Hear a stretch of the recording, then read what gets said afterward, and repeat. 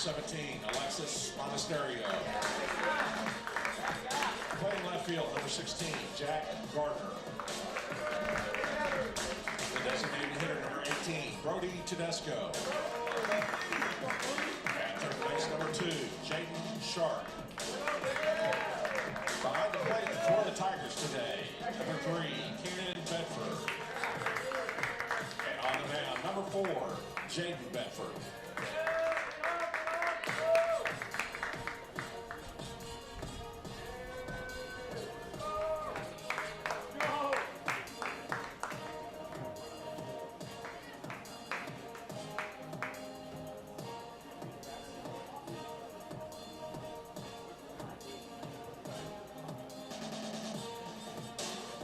At this time, we ask that you please rise, remove your caps to join us in honoring America with the playing of our national anthem.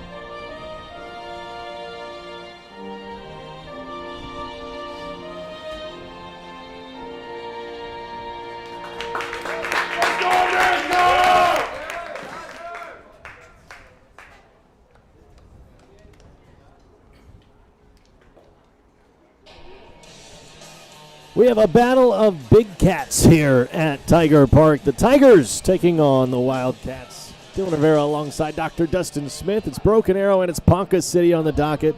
We're happy to have you for your first live stream of the season here at Tiger Park. And Broken Arrow off to a great start this season. 12-4, 5-1 in district play.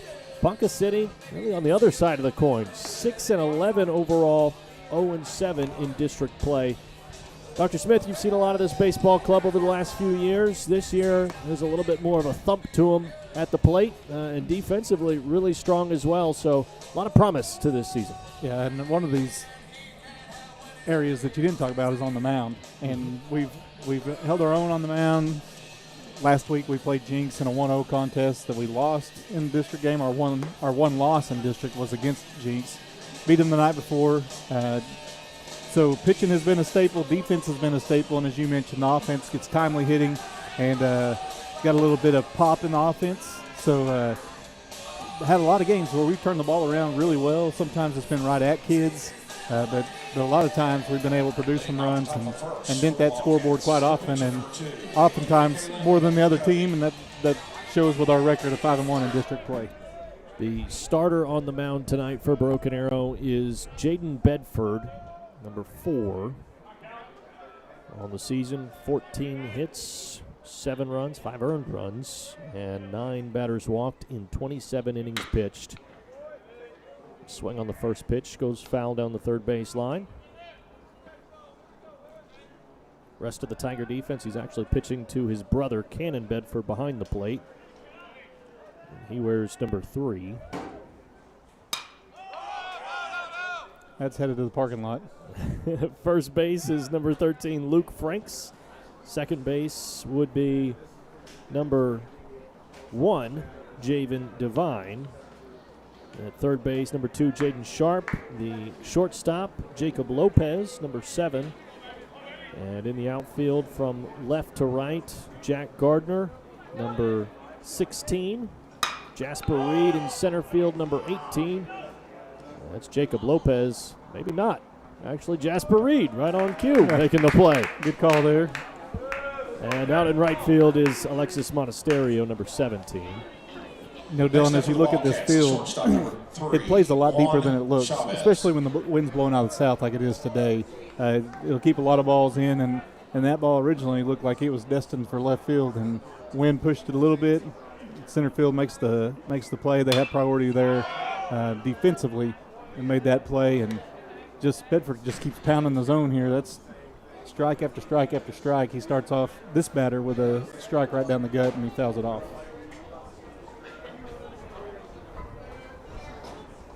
The leadoff hitter for Ponca City was Kalen Covey, and this is Juan Chavez batting out of the 2-hole.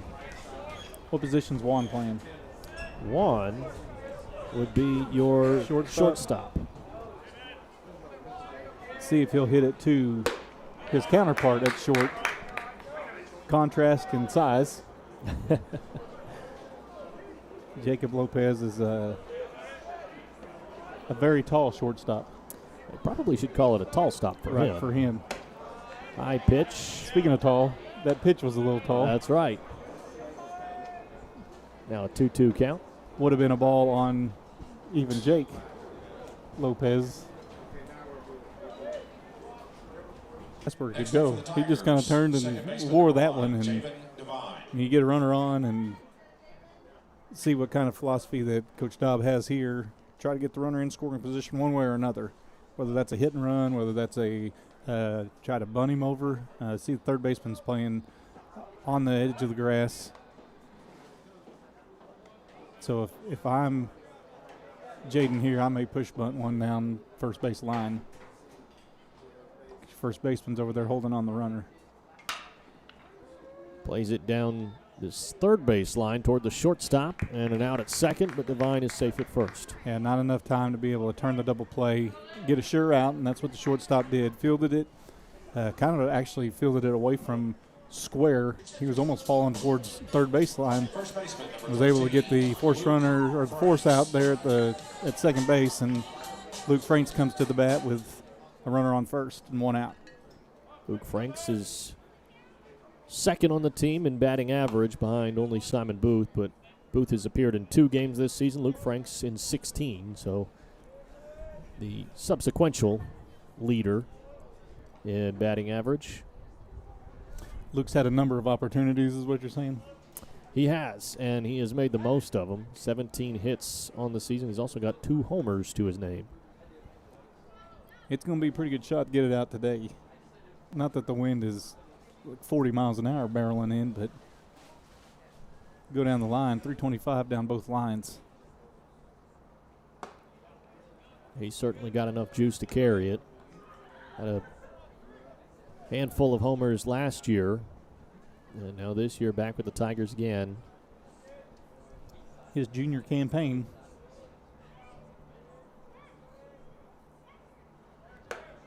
Thought about that one. Check swing. Runner at second now. Devine slides in, and he's safe. You call a strike on that? Yep, 2 balls and a strike. And now you got a runner in scoring position if you're Franks.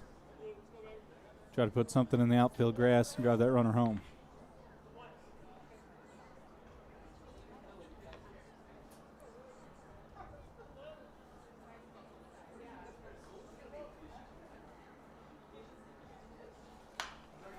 So do you call it grass when it's artificial? No, I don't. Okay. But so maybe you do. What would you call it? Turf. Okay. Find some outfield turf? Yeah. I think the general baseball fan calls it grass. Right. But in my mind, it feels wrong too. So are you not the general baseball fan? Is that what you're saying? I'm the opposite of the general. Okay. I am the private. Suspect. You and I both went the same way there. The starting pitcher actually is Kalon Covey. He had said he would be starting at short, but instead he is on the mound. I think he generally starts at shortstop. On the mound that's turf. Yes, the mound of turf. Right, the mound of turf. A mound covered by turf. What's underneath it? Well, not turf. I'd like to know what's underneath it. Well, we can pull up a strip there. I don't know if you can see the cutout there. Let you see it. Pitch goes inside, but Devine gets all the way to third, and Franks takes his base at first. That's an incredible eye, and I guess that's him paying attention that the inside corner hasn't been really called there, and apparently it was too far off the plate, and Franks walks down to first, and our runner advances over to third base. So we've got runners on the corners now with one out for the shortstop, Jacob Lopez. Ponca City defense at catcher is number 18, Chance Hafen, excuse me. So you're telling me there's a chance? There is. Okay. And it's right behind the plate. Swing and a miss for Lopez. At first base is Isaiah Brandstetter, it looks like. Brandstetter. Hard to read the coach's handwriting sometimes. You should be more considerate of the play-by-play guy. They really should. Glenn Maddox Glenn at second base. Lance Arbona is at third. The shortstop, Juan Chavez. And now a runner on second and a runner on third after the stolen base from Franks. So you got ducks on the pond is what they would say. Not an actual pond, but... Because it's turf. Right. And runners in scoring position. It's turf dirt. 2 strikes. The bags are not turf, though. Bases. Yeah. I'm trying to talk... Maybe talking general instead of suspect. I need to talk suspect.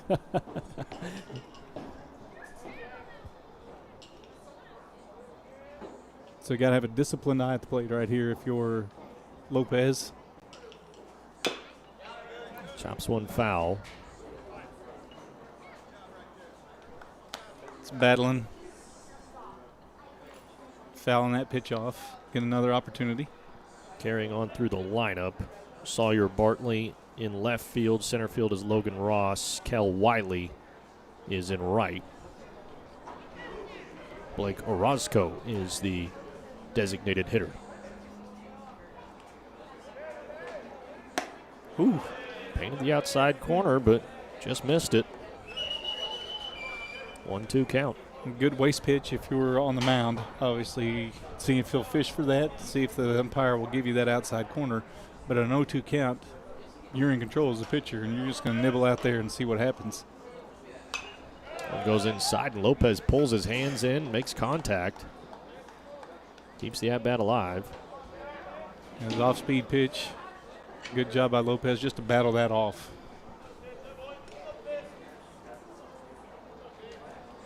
Say it's fist, get him in on his hands, and he was just trying to muscle that anywhere to live to see another pitch. Fouls another one. That one's definitely headed to the parking lot as well. Yeah, I hope that your car is in the safe distance away. I usually try to park a little bit away. I tell you what you need to do. You need to be like our PA announcer, and he brings a motorcycle or a trike. It's hard to hit that, especially where he parks it. Smaller target. Right. That's one right goes back up the middle. Right back at the pitcher. That'll bring one runner home as Devine crosses home plate. Now Frank's headed there as well. 2 runs score for Broken Arrow on the single from Lopez.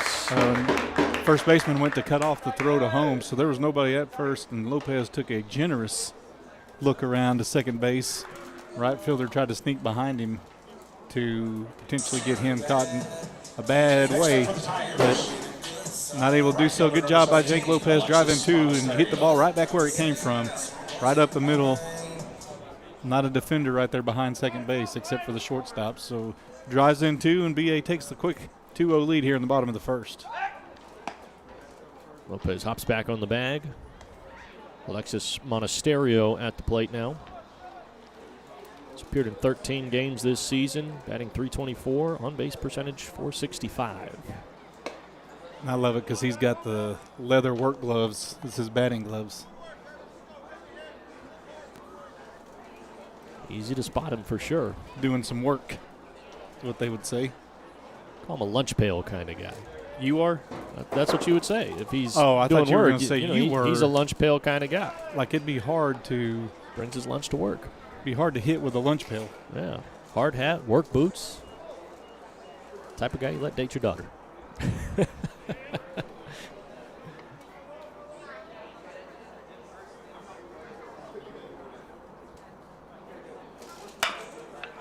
This one takes a couple of bounces to second base.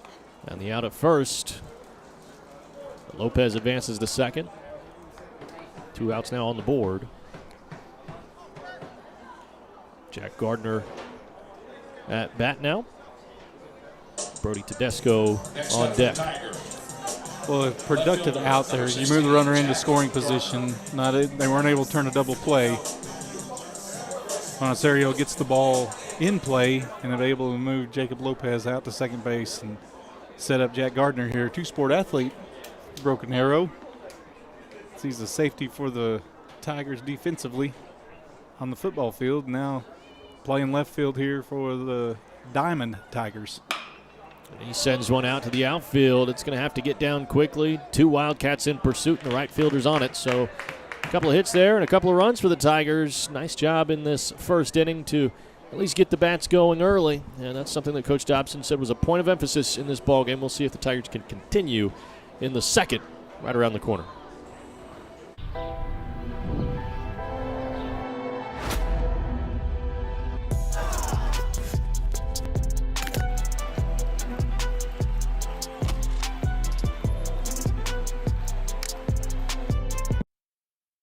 While you are teaching someone special the nuances of keeping the wheel steady, we can provide you means for you to maintain financial equilibrium.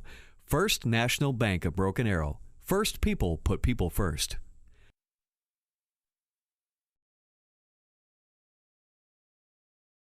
As we enter the top of the second inning, Tigers and Wildcats playing here at Tiger Park. Dylan Rivera with Dr. Dustin Smith, the Executive Director of Athletics. Mentioned just before the break that Coach Dobson said a point of emphasis here tonight was to the pitcher they were throwing here tonight, that if they could rattle him at the start of the ball game, they may be able to jump out on Ponca City and ride that to the end and get out of here a little bit early. But obviously, game of baseball, never too predictable. Anything could happen. No, and you think about the game last night, win 10-0. Obviously, had your way offensively with that one and held them defensively. So the importance of not letting a lapse happen mentally or physically, obviously, and try to assert yourself again in the day after when you run rule them and score 10 on them. You want to continue to put that pressure on them and not give them a chance to breathe, if you will. Stay on the attack if you're a Tiger. That's right. 10-0 score line yesterday, and they were able to run rule Ponca City in 6 innings. Rosser got the start in that one, Riley Rosser. Coach Dobson said of his memory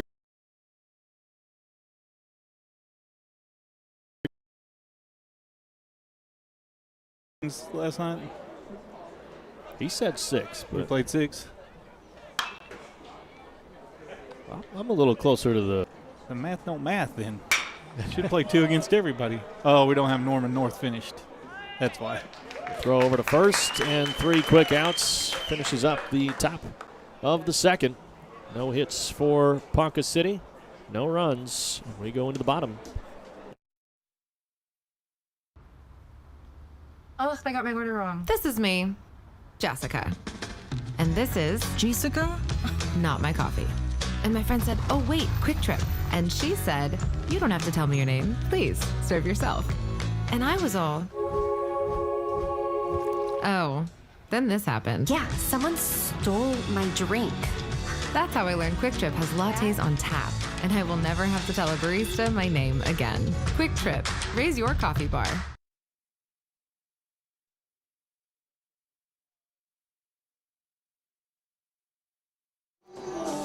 Welcome back to Tiger Park.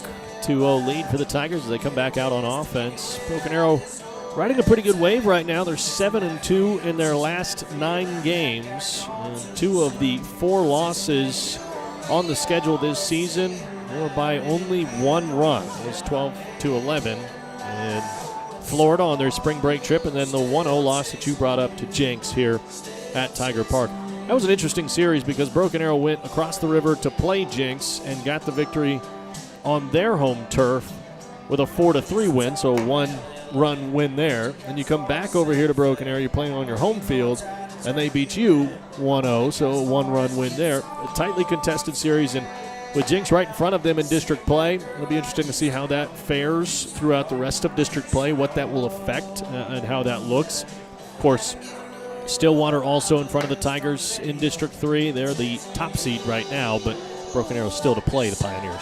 Yeah, they got to play them and Owasso, which are 2 perennial powers, obviously, in Oklahoma baseball, especially 6A baseball. And you think about this district, it's pretty loaded. The bottom of the second.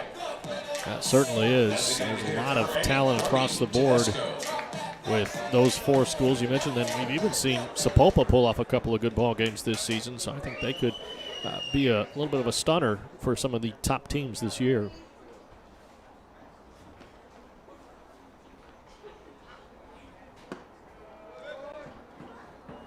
First pitch is a ball.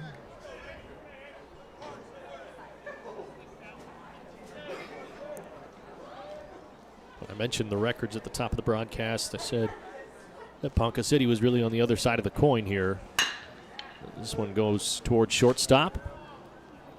And a routine play results in an out. Brody Tedesco goes back to the dugout, and Jaden Sharp at bat. Sharply hit ball to shortstop there. See what I did there? Yes, I did. Okay. However, Sharp is just now Right. to bat. Jaden Sharp. Yeah, but it was still sharply hit, Yeah, even though Sharp wasn't the one that hit it yet. yeah. Now it's Sharp's turn. If this one was sharply hit, then that would be really impressive. Right. And it may be. We'll find out. Yeah, we'll see. The audience is hanging on the edge of their seats, I'm sure. Yeah, one was Fairly pretty hit, sharply, yeah, sharply hit. and it goes to the same place, It's prophetic. and it's the same result. As I was getting to the point of the waves that these 2 teams are on, Broken Arrow 7-2 in their last 9 games. Ponca City's lost 8 of their last 10, including the last 4 in a row. And a loss tonight would tie the team's longest losing streak in the last 2 calendar years. They certainly don't want to have that happen, but they are trailing by 2 runs right now to these Tigers.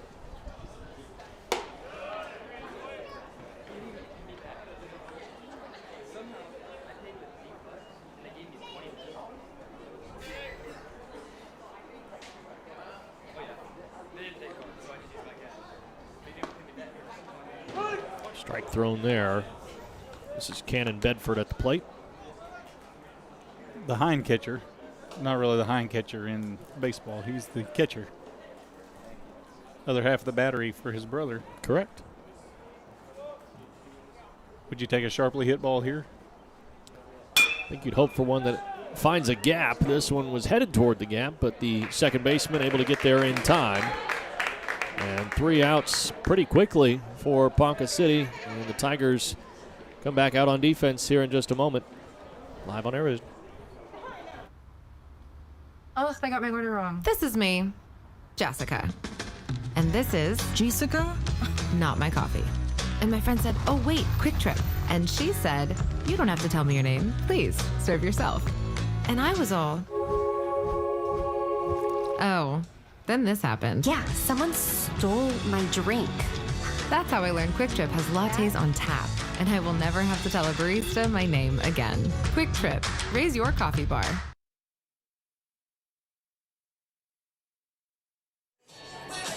Welcome back to Tiger Park. 2-0 lead for the Tigers. They come back out defensively here. Short bottom of the second for them.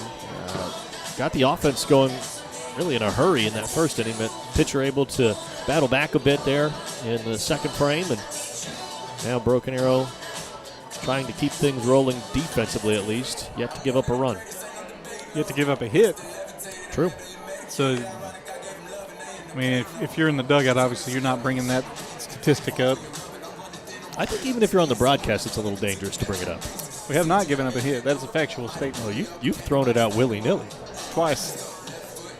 It's my confidence. All right. I'm not superstitious. I'm just kind of stitious. I wonder if you're as confident in that as I am in the confidence that my car will not be hit tonight. I would say probably equal. Equal? Yeah. I was thinking about, we were talking about those sharply hit balls, and I know a person that knows something about a sharply hit ball or two, Randall King. I saw him walk into the confines of Tiger Field. Tiger Park. What do we call it? Tiger Park? Tiger Park. Well, here's my question to you, and you may be able to answer this better than I could. The whole complex is Tiger Park, is it not? Or is it just one stadium is Tiger Park? I would assume this is Tiger Field, so is the softball field. Well, that's the field. Is the park not different? Yeah. Like you go to the Softball World Series, it's called Devon Park. Correct. It's a complex of softball fields. Yeah. Each field is not Devon Field. It's just Devon Park. So that's the complex then? Correct. Okay. This one's going out to right field on a stereo with no problem tracking that one down. No problem and no hat. That's right. No hat needed. Put away the work gloves for the baseball Center glove. fielder number 6, Logan Ross. May work better on a fly ball like that to That's use right. the glove than the work gloves. This is Logan Ross for Ponca City.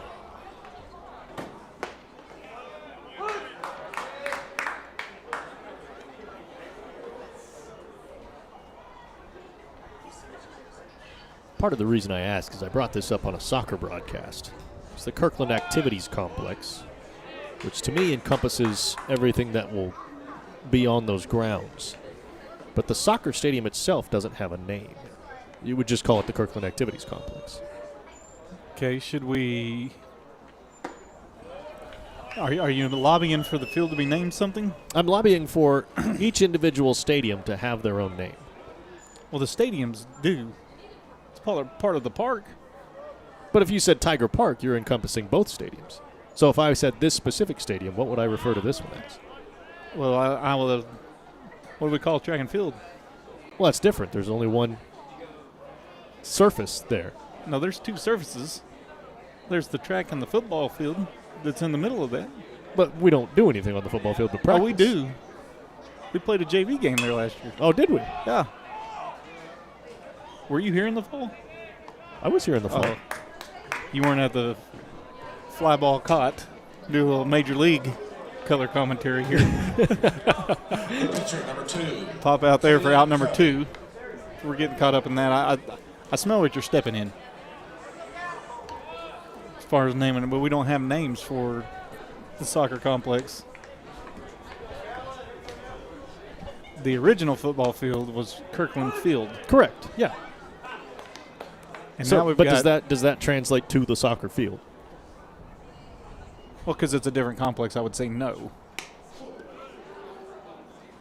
But my point here is the complex itself, to me, encompasses, you've got the facility, you've got the stadium, you've got the theater, you've got soon to be the aquatic facility, which the funds were approved last night at the board meeting, so that's excellent that that's moving forward. But you're getting more and more things out there. The complex, to me, encompasses everything, just like how Tiger Park here encompasses both the baseball and the softball fields. But they're two separate stadiums. Yeah, and soccer would be unique because it's only soccer that's played out there. Correct. So I think you could get by with Kirkland Field at the Kirkland Activities Complex. Should I write that down that you said I could get away with that? No. I mean, I don't want to have it in writing. I'm just spitballing here. Oh, that may be headed for your car. I don't think it's going to reach it. I'm a good ways back. Okay. We'll keep an eye on it. We will know afterwards, but it's a 2-2 count here for Bedford. That's why we need a sideline reporter so they can check on our cars throughout the game. I parked an even further distance away than you parked, Where are you parked? out past the tennis courts. Also, you're a really safe distance. Strategery. You were not playing any games today. Right. I am smarter than I look. This one's hit hard toward left field, but it is skying really high up toward the Oklahoma clouds, and Jacob Lopez is able to find it. So again, a scoreless inning for the Wildcats. They'll look for more in the fourth. But first, they've got to play some defense against Broken Arrow in the bottom of the third. Coming up next here live on ArrowVision.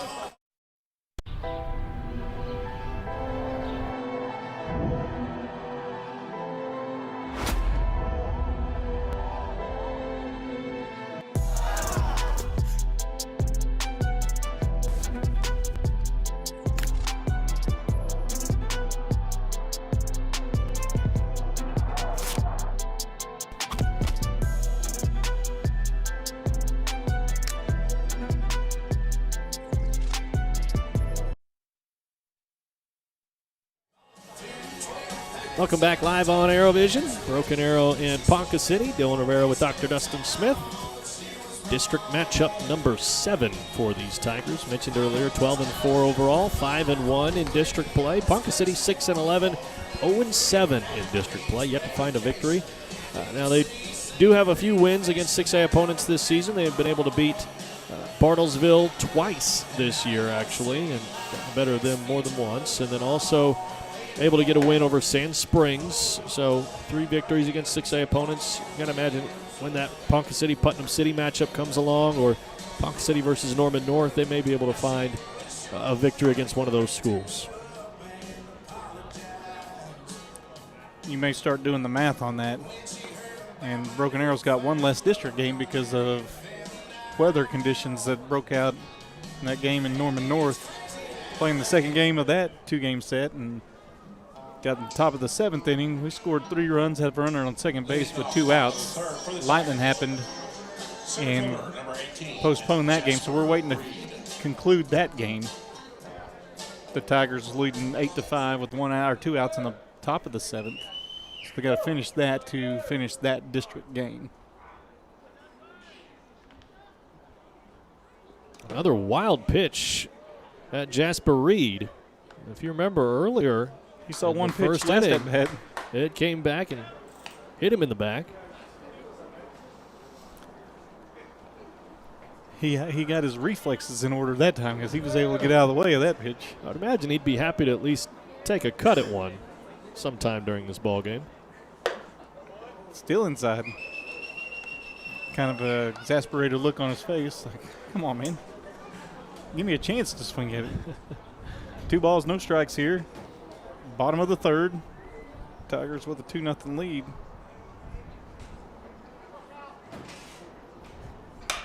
This one's swung on, and it is spinning towards second base. And that's where the catch is made.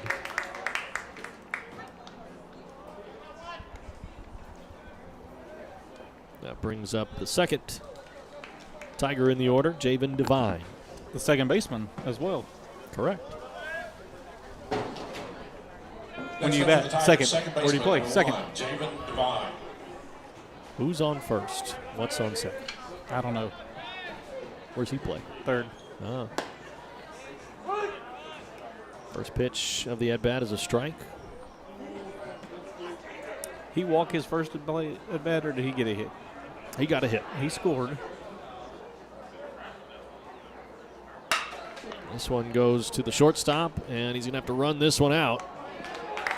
Close. Close call, but he is out at first. Brings up Luke Franks. Two quick outs for the Tigers here offensively. 3-hole Luke Franks scored one of the 2 Tiger runs in the first inning.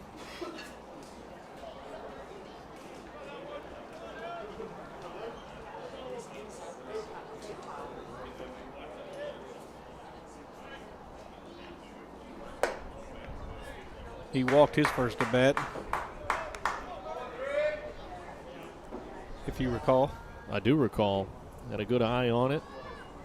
Saw those inside pitches and let the ball go soaring past him. I guess that was over, but low. Ball 2 here for Luke. Luke has played catcher and first base for the Tigers defensively this year. This one goes right back at the pitcher and beautifully rolls up the gap. And he'll take a single. We've seen that a couple times. The ball hit right back up the middle.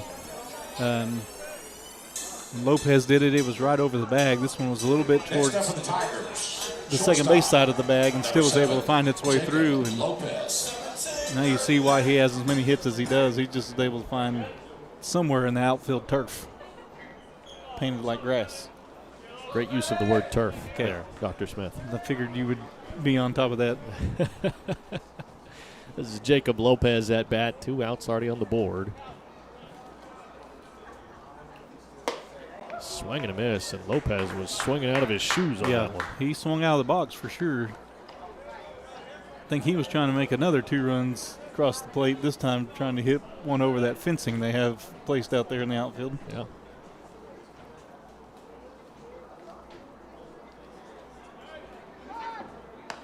Is that what you look like in the home run derby and the softball, baseball fundraiser?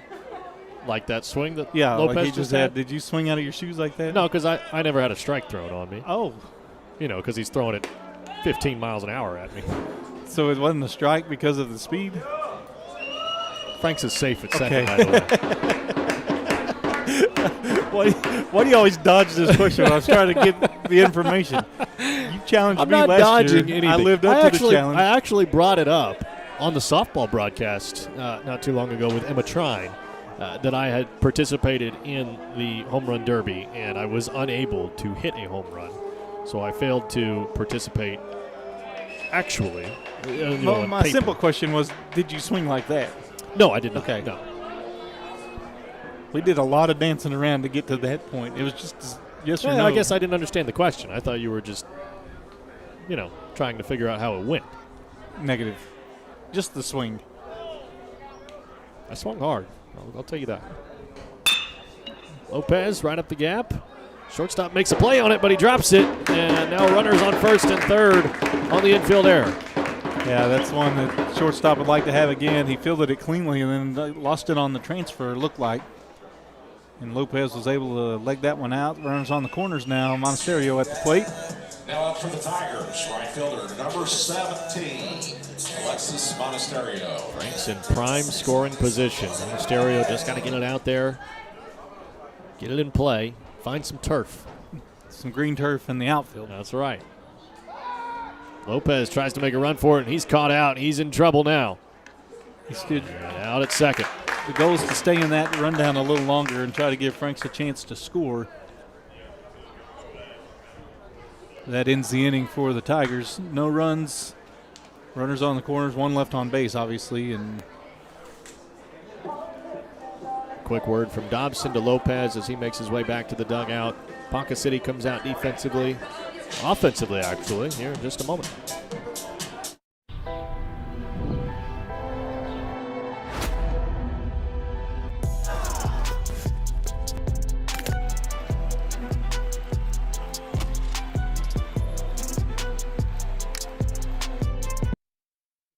While you are teaching someone special the nuances of keeping the wheel steady, we can provide you means for you to maintain financial equilibrium.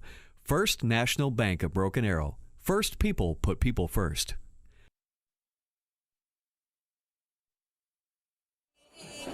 Two scoreless innings in a row for Broken Arrow and Ponca City. We'll see if that changes here in the 4th. Dylan Rivera with Dr. Dustin Smith, the Executive Director of Athletics here at Broken Arrow. The Wildcats have yet to find a run at all here in this one and have not found a run at all against Broken Arrow in this now 1.5 outings. 9 complete innings. Oh. If my math is right. It is correct. Man. They're on top of it today. I'd have some very proud teachers at Pawhuska Middle School.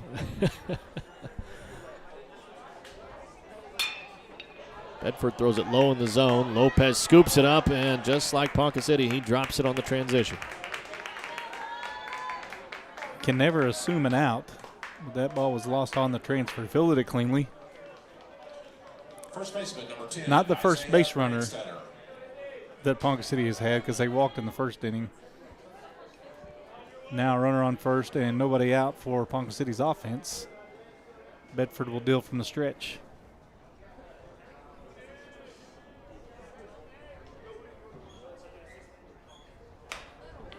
This one is primed for Sharp to step in and make the catch. No real challenge there. And not sharply hit, Not at all. but Got hit under- at Sharp. Yes, got underneath it, and Next up, Sharp the didn't have to do more than number 7, Sawyer trot Portland. maybe 5 steps forward to make the catch. Still a double play in order. Got an opportunity to turn two if the ball's hit up the middle.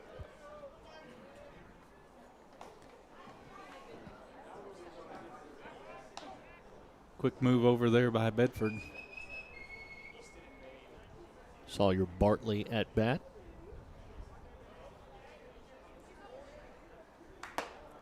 Good pitch from Bedford.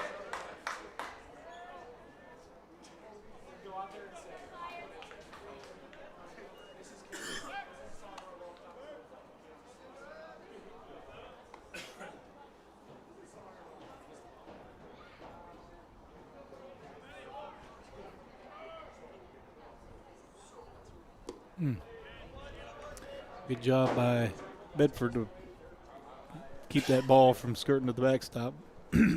Cannon Bedford. Correct. Bedford is correct.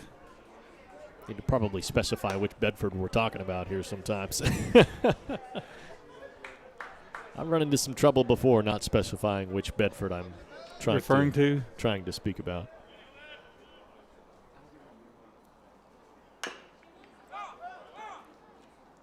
Foul ball. Ricocheted off the batter. 2-2 count.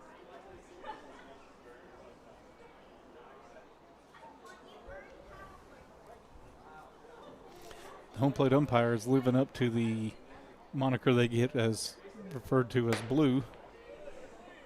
That polo, I guess you call it. It's top. Yeah. Blue. He's wearing his baby blue. 3-2 the count. This one takes a couple of bounces. Sharp's on it. And the throw to first is wild.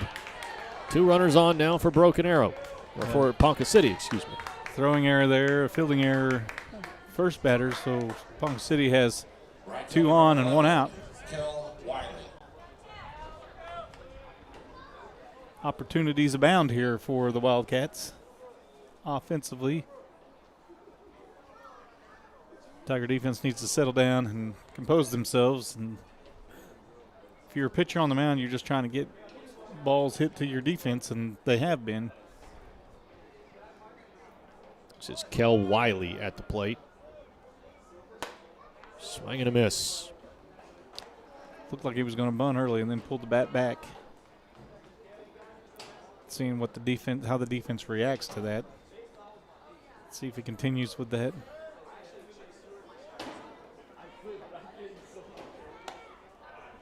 What number in the lineup are we at? Wiley is batting 5th in Okay. the order. Traditionally not a bunting spot in the lineup with your 5-hole, but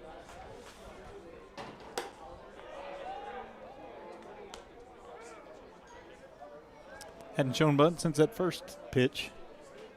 Worked the count in his favor now, 2-1.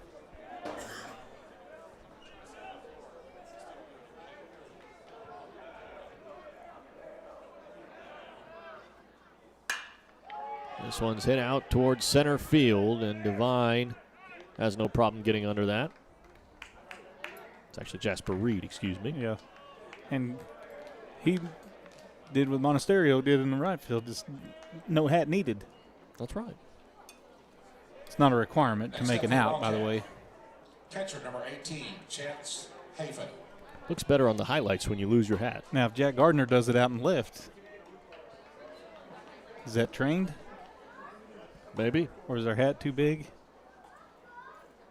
That's also a maybe. Not a lot of lettuce in the bowl or enough lettuce in the bowl, whatever you want to call it.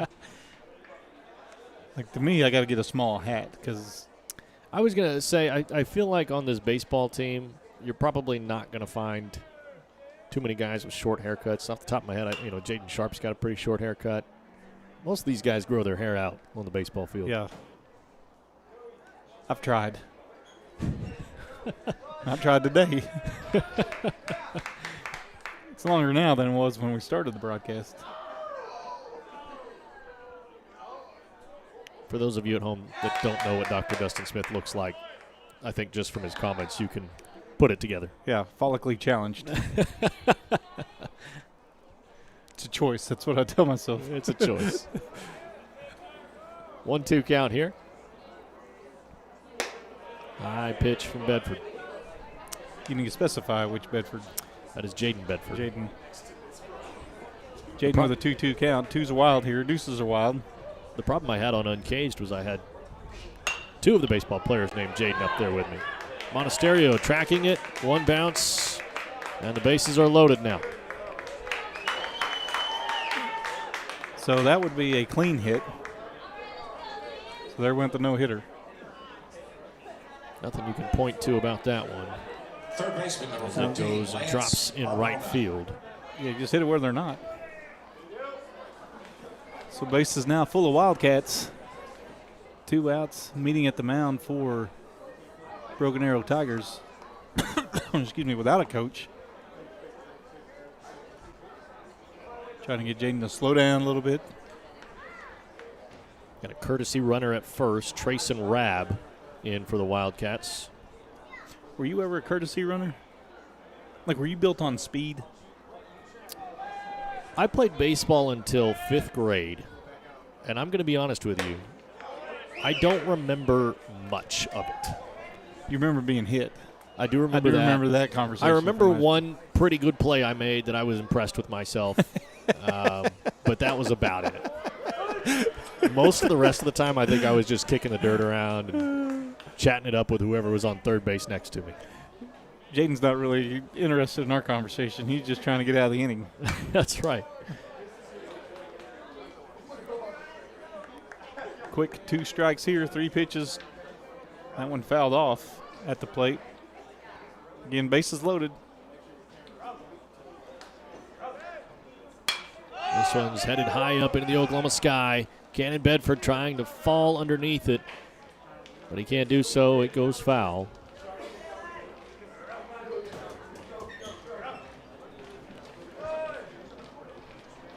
I bet you did not expect this, but we have a listener in South Dakota. Mitchell, South Dakota, tuned in tonight. Good buddy of mine named Corey Odland. Shout out to Corey. Shout out to Corey. Thanks for tuning in. I'm sure there will be a critique following. Not so much of you. I'm sure here in a moment you'll get a text from him. This pitch is wild, and now that brings a runner in. Ponca City did what they didn't do yesterday. They've got one on the board right now and still 2 runners in scoring position. That's 3 critical mistakes in this 4th inning for the Tiger defense.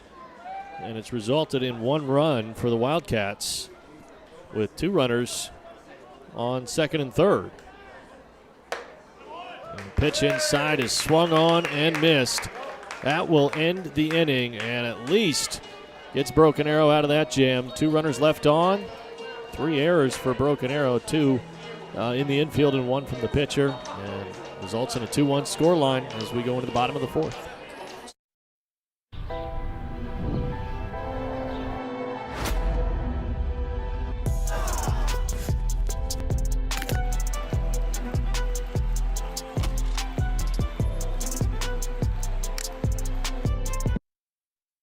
While you are teaching someone special the nuances of keeping the wheel steady, we can provide you means for you to maintain financial equilibrium. First National Bank of Broken Arrow. First people put people first.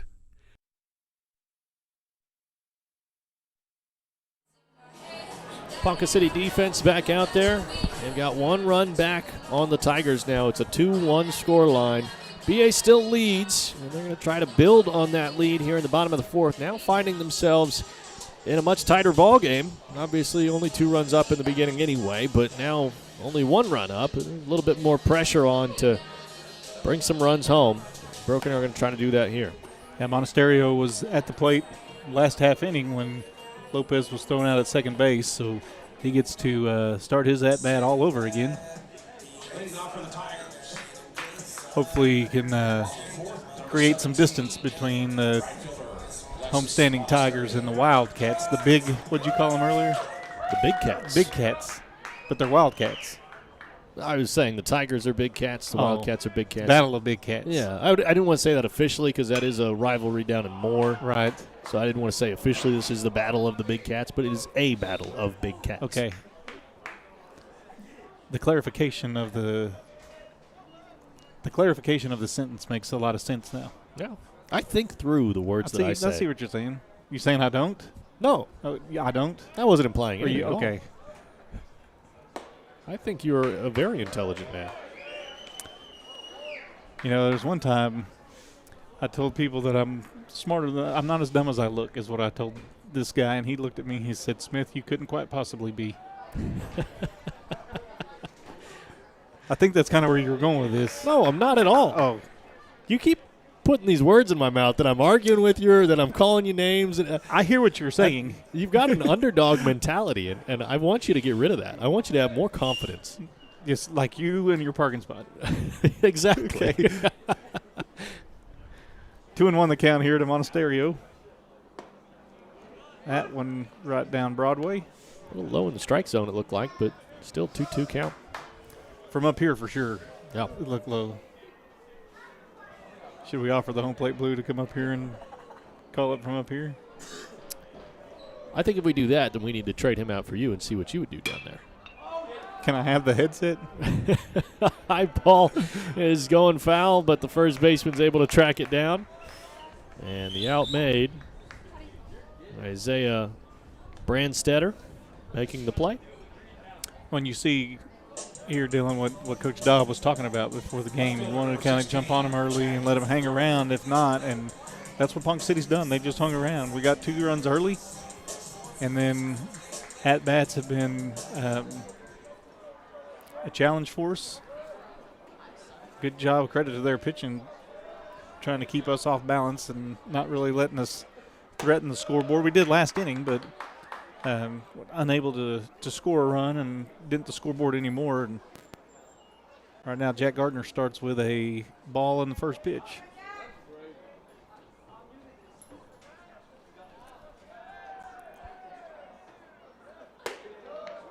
We'll keep doing that. He keeps throwing balls. We'll keep taking them. That one right in front of Jack's face. 2-0 count now. The moneymaker. That's right. Don't hit him in the moneymaker.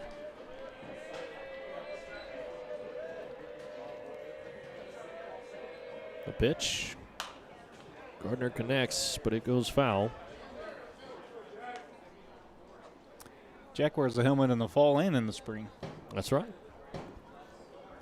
Made a lot of really impactful plays on the football field this season. Got an interception against Norman North. Talked to him after the game. I had heard some of his teammates making fun of him for dropping an interception in JV, and he quickly got the rebuttal by getting the interception in varsity. And so I think that was a little bit of the right back at you. Right. For I him. got you. Exactly. What do you got to say about this? Kind of Exactly. 3-1 is what he's got to say right here. It's a high flying ball and a drop down in the infield, and the second baseman able to make the play once again. Had a couple of nice plays there for him. That's Maddox Glenn for the Wildcats. The designated hitter, number 8, Brody Tedesco. This is Brody Tedesco.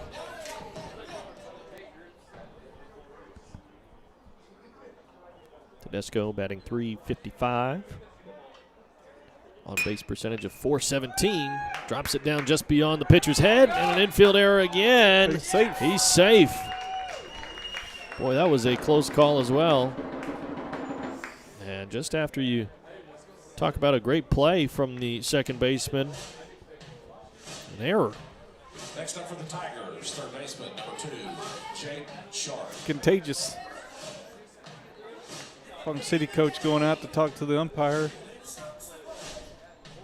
think he asked to see if Home Plate Blue saw that differently.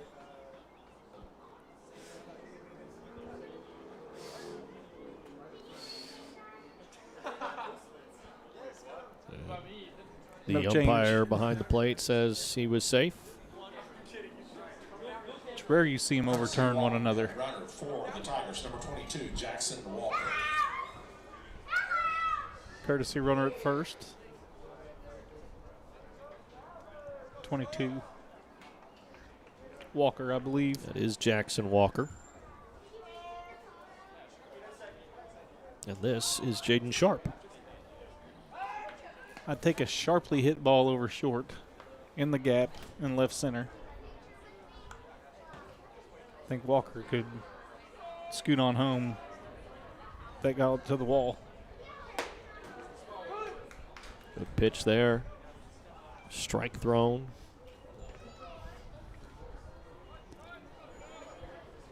Here we are in the bottom of the fourth. Looked early like BA would be able to score at will. 2 runs in the first inning and then been scoreless since. Well, coming off the 10-0 run rule victory, felt like getting 2 runs in the bottom of the first was a good sign of things to come. And it's gone cold since then.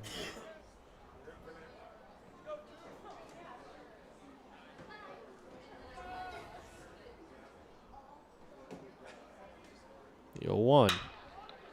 Goes down the third base line and it stays fair. Walker's able to round second and get all the way to third. Sharp advances to second. And a good play there from the third baseman. A good job of hitting there.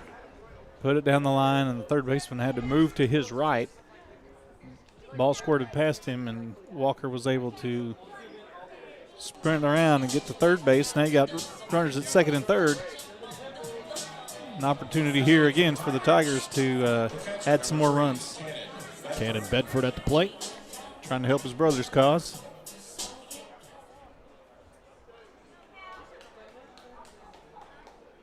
Find some more of that outfield turf.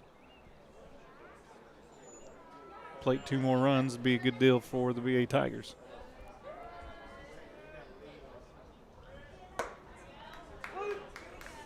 Strike thrown. All of this has been with 2 outs. BA doing some threatening here in the bottom half of the fourth. Certainly continuing to fight. Trying to see if they can pad their lead a little bit. This is a chopper to short. And they will stop for Called a balk. a balk. And that's unfortunate because looked like that could have been a routine 6-3 putout. But they call a balk, so the run scores.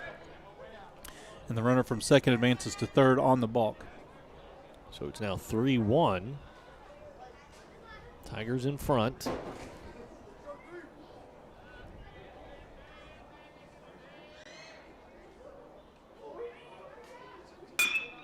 This one goes right at the umpire. Shortstop able to make the play. And an out at first rounds out the bottom of the fourth. Both teams able to find a run there in the fourth inning. We go to the fifth with a 3-1 score line. The Tigers lead. Oh, I got my order wrong. This is me, Jessica. And this is Jessica? not my coffee. And my friend said, oh, wait, Quick Trip. And she said, you don't have to tell me your name. Please, serve yourself. And I was all, oh, then this happened. Yeah, someone stole my drink. That's how I learned Quick Trip has lattes on tap. And I will never have to tell a barista my name again. Quick Trip, raise your coffee bar.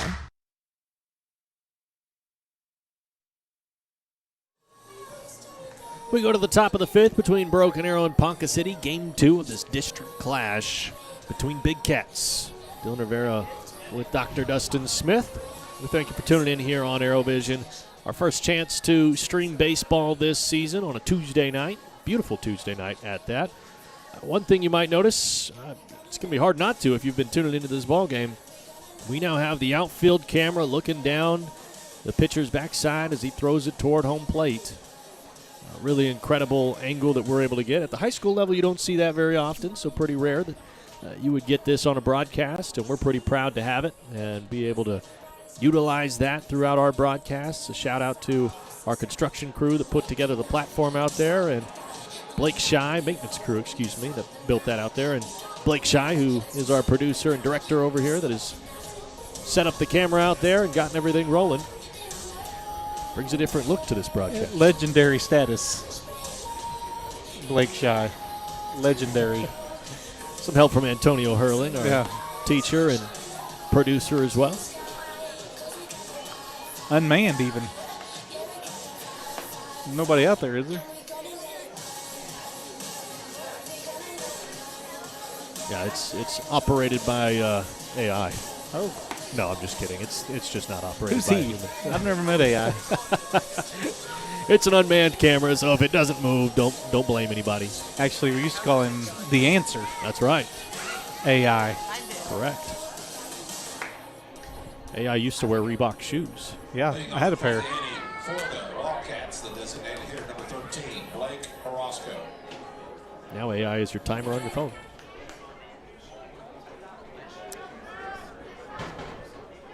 You much of an AI user?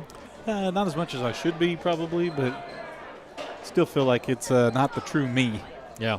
when I do that. What's wrong with good old Google, you know? I mean, I can mess up a good sentence as well as anybody. AI corrects all that. Foul ball down the first base line. Luke gives it a look. And it drops down in the grass just behind the dugout. Not the turf. Nope, that's real grass out there. Yeah, that's real grass. Not real fake grass.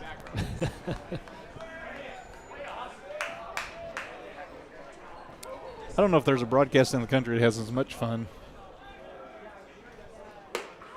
High pitch from Bedford. Maybe it talks about more pertinent stuff than where we chase rabbits sometimes. But Foul ball back into the net. This is what happens when you put two people together who have a hard time focusing on one singular task. You and I both, I think, have a little bit of a skills. challenge. I'm going to say skills. Yeah. You said challenge. I went a little bit of a challenge on staying on topic and on task sometimes. That ball got out of the yard, but it was because it bounced over that fence down the left field line. 1-2 the count now for Bedford here in the top of the fifth. Game moving along pretty quickly. Pitch from Bedford hits the turf.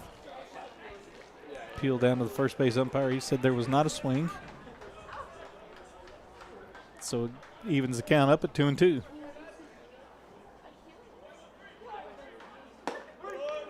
There's strike three. Great outing so far from Bedford.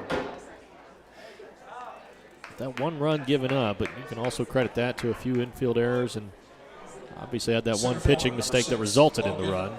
But otherwise, he's been able to do his job well. He's been an innings eater for us, especially in district play. He's been able to give us some distance. Go for the bunt here. Sharp scoops it up, throws it to first, but it's not in time. Great bunt. You couldn't place that any better. Third baseman was back far enough. He wasn't able to track that down in time. Able to leg it out for an infield single. The pitcher, number 2. Not a singer. That was Logan Ross. He may be a singer. I don't know. We don't know. Maddox Glenn.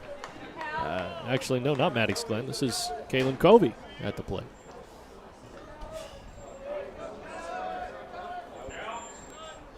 It's one of those cases where the pitcher does his own swinging. And he chops it back to the pitcher. Bedford able to make the throw to first in time, so there is an out there. 2 on the board now. The goal is to get an out, and he was able to do that. You can take the chance to try to turn to or get the lead runner. Jaden decided, I'm just going to throw it over to first and get that for sure out. Take my chances with the next at bat. 2 down here for the Tigers, the Wildcats, top of the fifth. Juan Chavez at the plate. Is this the shortstop? Juan This Chavez is playing shortstop. Is he?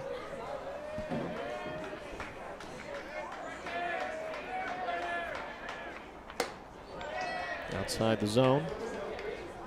2-0 count now. That was an impressive catch by Jaden on the mound. His hat fell off, and he caught it with his pitching hand like it was like a sleight of hand deal. He just kind of like a magician out there. Well, it's now 3-0. Chavez way ahead in the count here.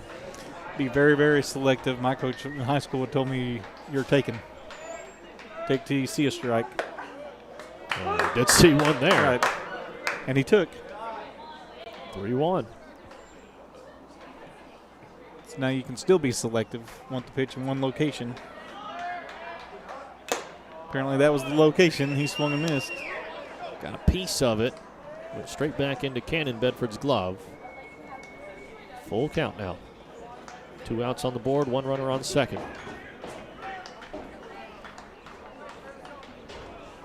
Feels like a hit here would build a lot of momentum for Ponca City. And it goes foul down the first base line.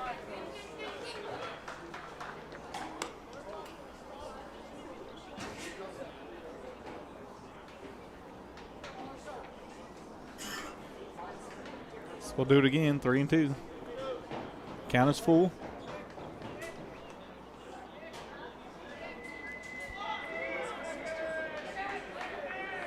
Bedford gets set. Here's the pitch. Another one out to the parking lot. Good job by Chavez just to keep it alive here. You're not even flinching anymore. I told you my car's the other way. You feel good about that? If they're going off this direction to the right, I'm not worried. Okay. If it goes right over our heads, that's when I might be a little worried.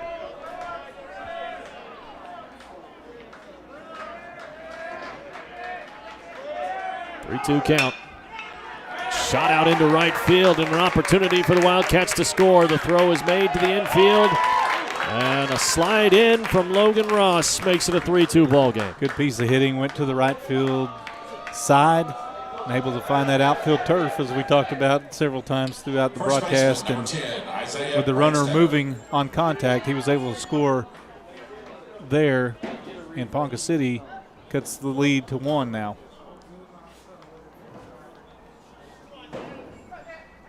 Isaiah Brandstetter back at the plate. Lefty hitter for the Wildcats. Good piece of hitting on 3-2 count. Go to the right field side. Swing and a miss. 1 strike on the board.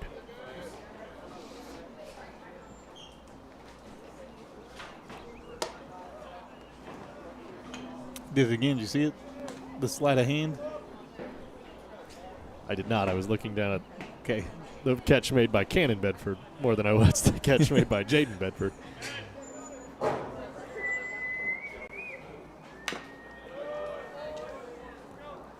Way ahead here, 1-2. Ponca City's put together some decent at-bats. Here trying to, as you mentioned from Coach Dobbs, stay in the ballgame, just hang around, and they are doing so pretty well here tonight. A scrappy team is a dangerous team. That's what Ponca City's doing right now, playing scrappy baseball. Taking advantage of the opportunities in front of them. Trailing by 1 run to Broken Arrow. Foul ball. Headed toward the softball field here at Tiger Park. In the complex. In the Tiger Park complex. Should I throw an S on it? Tiger Parks? I mean, it would be plural because there are 2 of them here. Yeah.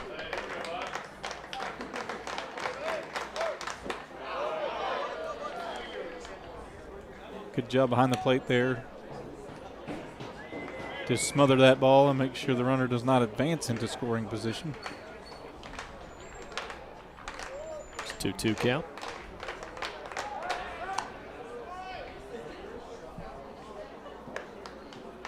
Continuing to keep Chavez honest at first.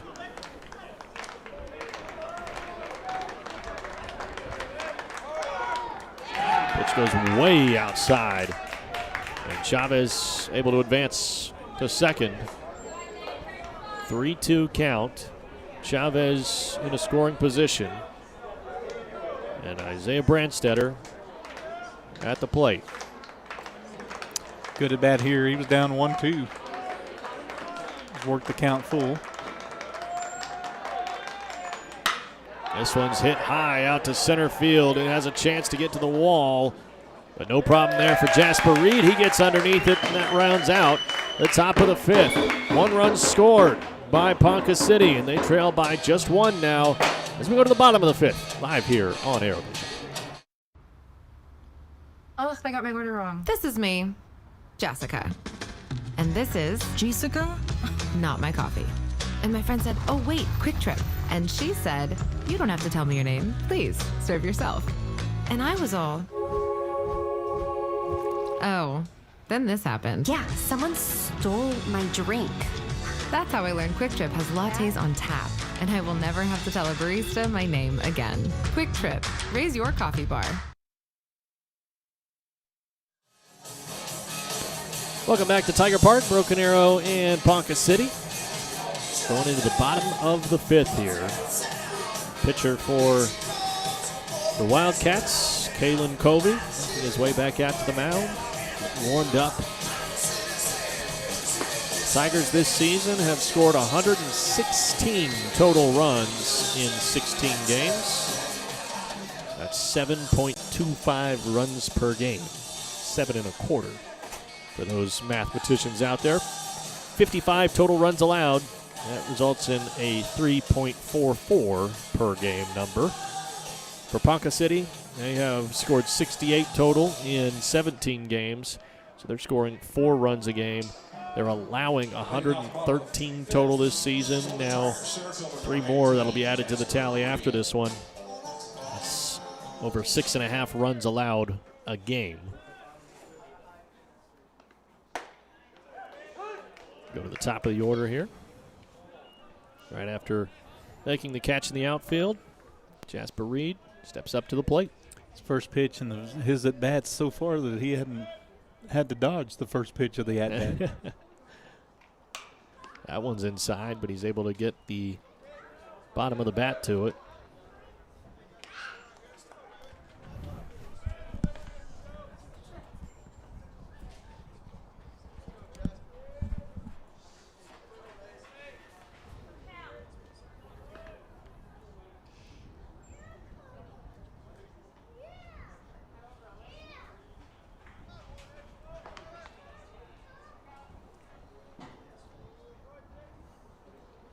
Here's the 0-2.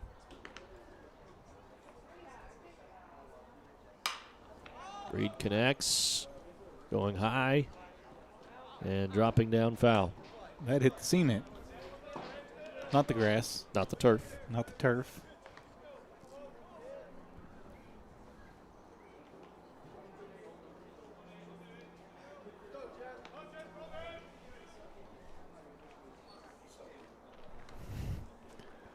Switching out baseballs. 0-2 count now.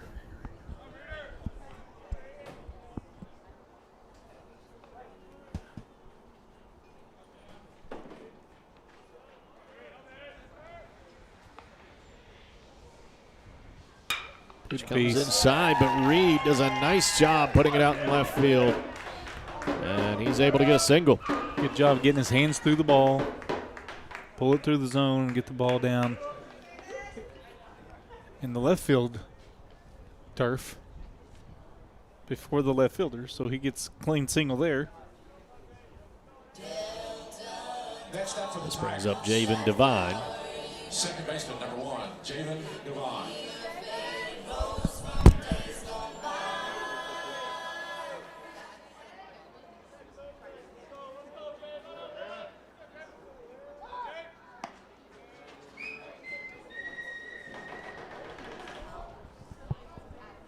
It's hard to believe it, but there's only 13 games left on the baseball schedule for Broken Arrow, not including playoffs, regionals, and all that. Still to come, but we're already past the halfway point, and it feels like it's still a fresh season because district play just beginning. Yeah, and that gives us how many more series left if we're playing 13 games? I know we got I 3 guess this we'd have week. 3 so more series after this. We would have to match up with Owasso. We'd have to match up with Sapulpa and with Stillwater. Okay, so there's 6 games there. There's 7 games out of district. So we're really at the halfway point now, technically. Which I know we've got 3 games this week in the Broken Arrow Bixby Turf Wars. Correct. Tigers will take on Moore on Friday and Durant on Saturday. Those are the 2 on the schedule. We have games here Thursday, but we're not playing in them. We are not, according to the schedule here online. We check the official schedule surface for us, rank 1.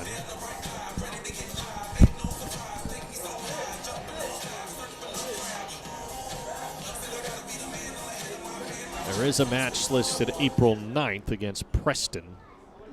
So Preston, Moore, and Durant on Thursday, Friday, and Saturday. It's not updated on OSSAA's site, but it is updated on rank 1. So that means Coach Dobson and the staff here at Broken Arrow are doing what they're supposed to do and crossing all their T's and dotting all their I's.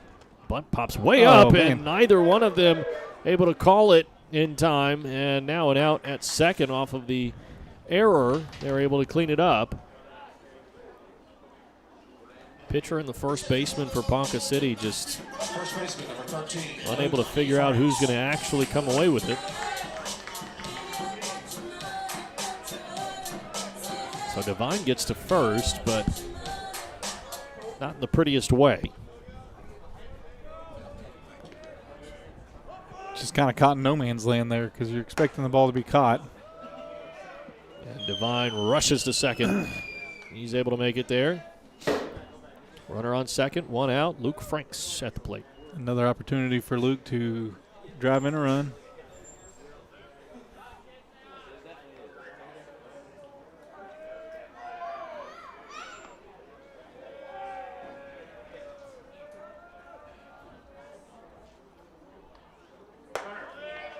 Pitch is way outside the zone, and Devine again steals a bag, and he's now at third. Good speed there. Catcher didn't even have a throw down. Now the infield comes in trying to preserve this 1-run deficit that Ponca City has.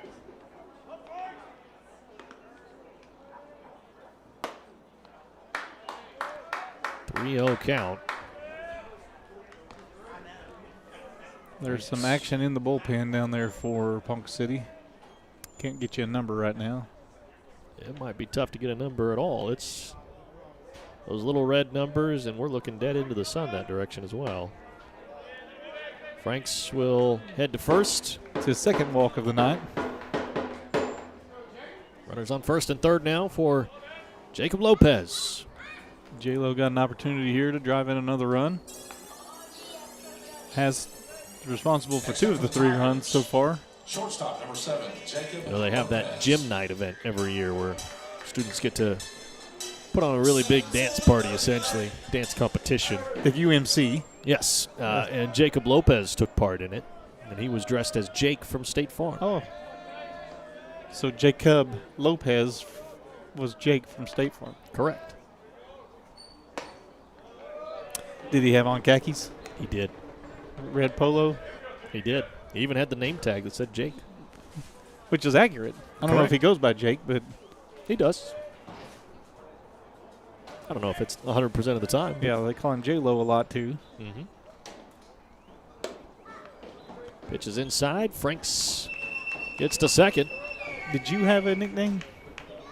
Did I have a nickname? No, not really. No. Like when you roamed the halls of Broken Arrow High School, nobody had a... No, I was often called the ArrowVision guy. Oh. But I wouldn't call that a But that wasn't, yeah, that wasn't short for... That was more of a, I don't remember what your name actually is. Wasn't like J-Lo and... Like they didn't call you D-Riv or... No, I think my name doesn't really lend itself to nickname territory.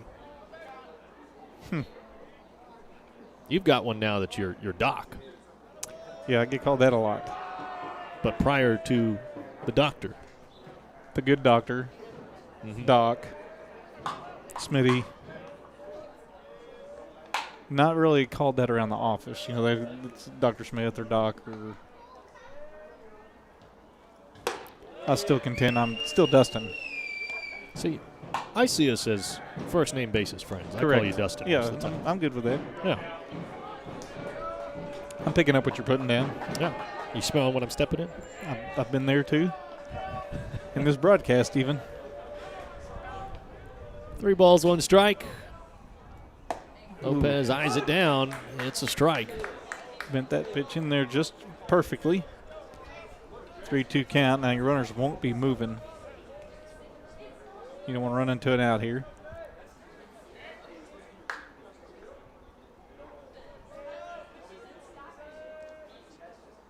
Here's the pitch. Lopez swings, and he can't get to it. A strikeout thrown. And that brings up Monasterio. Trying to bring somebody home here. Tigers could use the extra cushion. Kalen Covey doing a nice job here on the mound for the Wildcats, holding the Tigers to 3 here today after they put up 10 yesterday.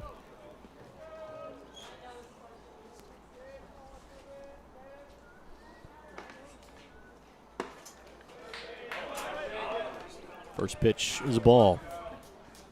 Good eye there. Let that ball be. It's been inside all night. They haven't called, they being the home plate blow, hadn't called that inside strike much tonight, if at all. Low pitch there. Results in ball 2. Looking here for the opportunity again to plate 2 more runs. Any ball hit to the outfield should score 2.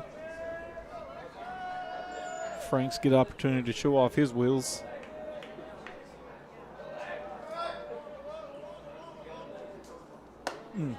Good pitch there from Covey. Covey's been solid today. Has had some traffic on the bases, but still able to work around it.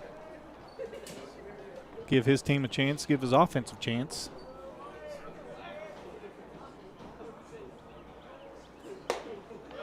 Stereo thought about it, let it go by. Smart move there. That ball was lifted or up.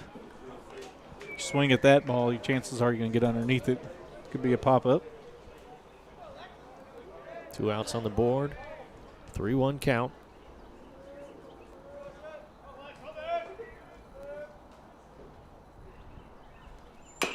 Ooh, Stereo got a piece of it, but it drops foul.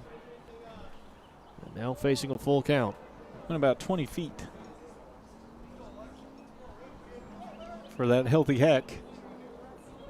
Just the way it was hit and bounced off the plate or wherever it bounced off of and squirted out in foul territory. So the count is full.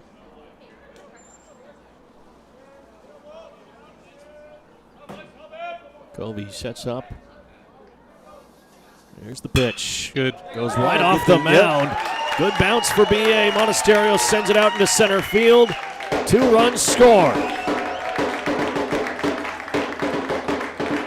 You know, Dylan, that's our runs that have scored have come that same route, just right back up the middle. They've hit the ball. The 2 Lopez hit, knocked in 2 runs in the first inning, and now had that happen again in the 4th inning, and now here in the 5th, they plate 2 more with that same kind of hit, a ground ball up the middle. C&I single is what they call it. This is Jack Gardner now, batting 6th in the order.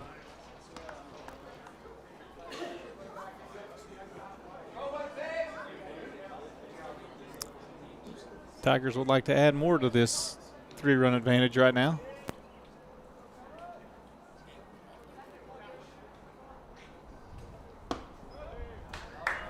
Good eye from Jack. Another ball thrown. And Covey, we talked about it, been serviceable today, but he's also thrown a lot of balls here in this bottom of the 5th. Did you notice who we were joined in the booth by? Royalty. Royalty. We talk about legendary status. Blake is not the only one with that. You're not going to say who it is? I thought I'd give you the opportunity. Oh, it's girls basketball head coach Shane Coffey in the building. Speaking of legends. He gave us a look after we shouted. Yeah, he did.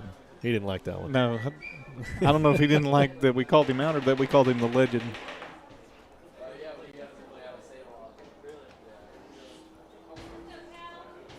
But generally during the broadcast, he doesn't get to hear the sayings that are used by one Tiffany Jones. That's right.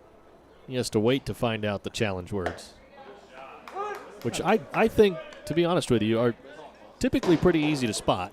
Yeah. Because her commentary, she's, doing a nice job keeping things clean, and all of a sudden she'll say something like a frog hair stuck in a biscuit, and it comes out of nowhere, and I'm like, that's the Dustin phrase. Well, here's the thing. If Shane's listening to that during the game, then we have problems. He needs to be – he's got to focus on running offense and defense and coaching the kids, not listening to our shenanigans. I might ask him here as we go into the sixth inning if he ever thinks about things like that on the coaching staff on the bench. Like if he turns and he says, boy, that was closer than a frog hair in a biscuit. You need to ask him what the game plan is. I give him every game.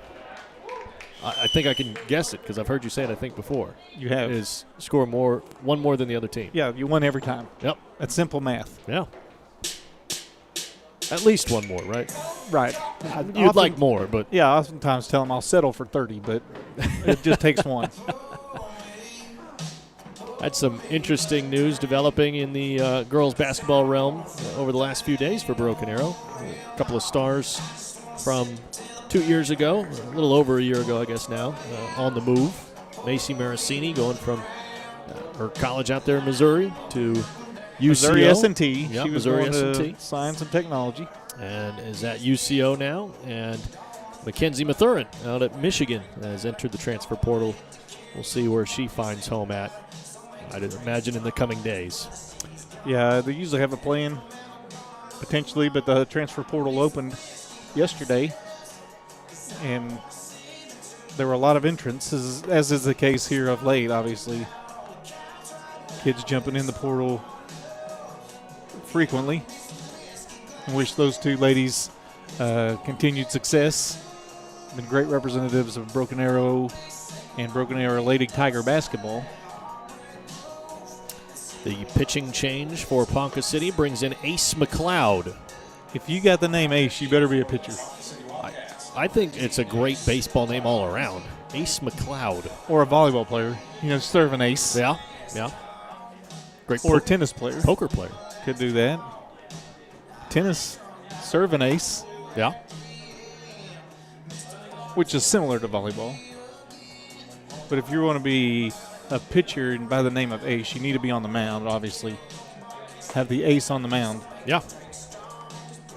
He's getting prepped here to come into this ball game down 3 runs, 2 outs on the board. And Broken Arrow's got 2 runners on. 1 at first and 1 at third. He could be part of the country song Ace in the Hole. But he's on the mound. Do you know who sings Ace in the Hole? I don't. You ever heard of a guy by the name of George Strait?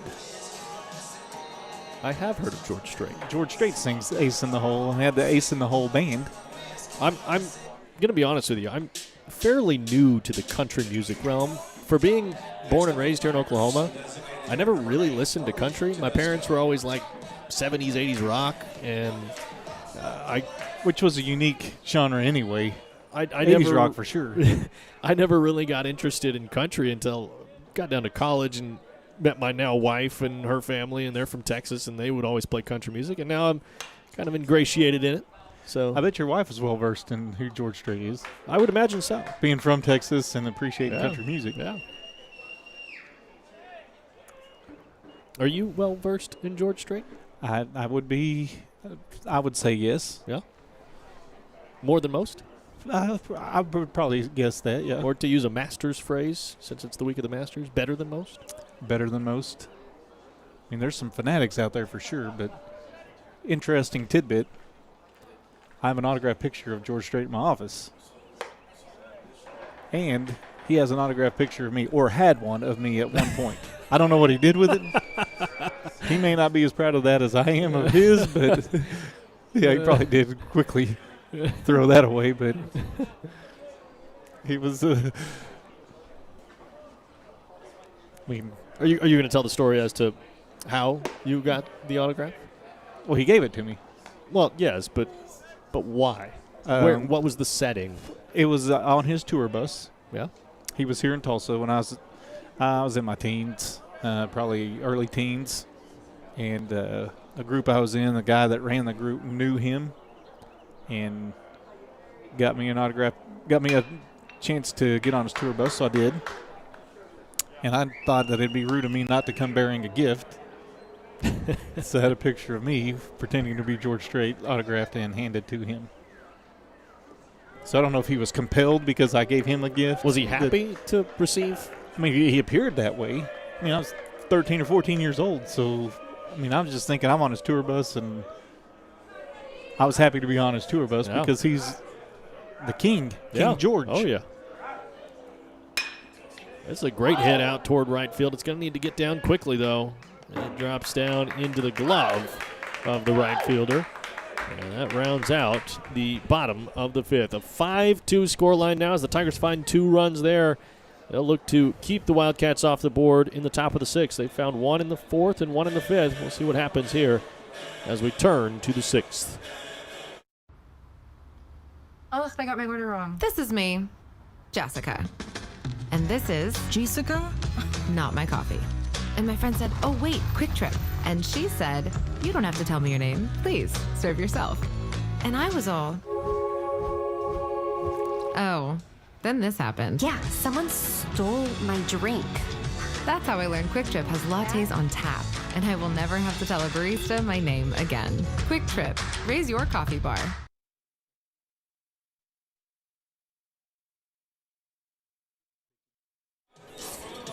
Welcome back here to Tiger Park. One change for Broken Arrow, and it's on the mound. Jax Gibson coming on for the Tigers. And he'll look to close this ball game out. 2 innings to go. Tigers in front by 3 runs. District clash number 7 for Broken Arrow here as they take on Ponca City. Wildcats unable to find a victory so far in district contests. The Tigers 5-1. Broken Arrow's had the better of Ponca City in the last 3 seasons plus, we'll call it, because Tigers played last night and beat them 10-0. But in the 7 games that they've played against Ponca City in the last 3 seasons plus, they've gone 7-0, and they've outscored the Wildcats 59-6. Huh. Including tonight? Including tonight, it would not be 59-6. It would be 64-8. Man, I'm impressed with your math skills on the fly right there. I got to tell you, I think my math teachers that I had here in middle school, because I went here. Here in Broken Arrow. Yes. They would probably tell you I was not a great math student. You know, the problem I have is when they put words in math problems. Yeah, that's a challenge. Like word problems it's not a math problem. This tells you how deep I am into sports. Even at the middle school level I was doing this, is I would turn everything into like a stat question. If it was like, Johnny's got so-and-so number of apples and Susan has X number of apples and they trade, or, whatever those numbers are. I always would put it into like a basketball terms and be like, okay, if LeBron James scored 20 points and then Kobe scored 15 and they traded places, and I would do it that way. And for some reason, my brain could understand that was your math? Yeah. During the break, I did get some breaking news, if you will. Some more news regarding Lady Tiger alumni. Taryn Jacobs is at another school. She will be at Southern Arkansas. She left William Jewell. Or is leaving William Jewell. Okay. So 3 of the 6 Lady Tigers graduated last year are playing collegiate basketball or at different schools. Jax Gibson makes contact with Sawyer Bartley. That's And awesome. So he walks to first. But certainly a lot of fun to see what comes out of these college careers that our athletes here at Broken Arrow set off on. We obviously set them up for success as best we can here at Broken Arrow and then send them on their way. And from there, they figure things out. They play the best possible ball they can or run the fastest they can, whatever it may be that they're taking part in. And to see the alumni from the Broken Arrow girls basketball program flourishing, it's really incredible to see. Do you think they got there and said, "This is not Shane Coffee. I'm not going to be here. I'm going somewhere else trying to find Shane Coffee"? They only make one of Shane Coffee. That's true. For sure.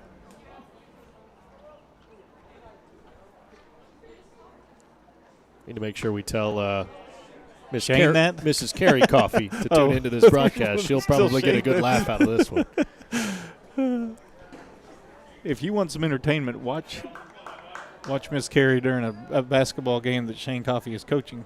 I've asked her if it would be fun to mic her up for a ball game, and she says she doesn't think it would be a good idea. Yeah, I tried to GoPro her. She won't do that either. I think she meant not a good idea because she might say some not very nice things, probably about the officials. Hopefully not about Shane.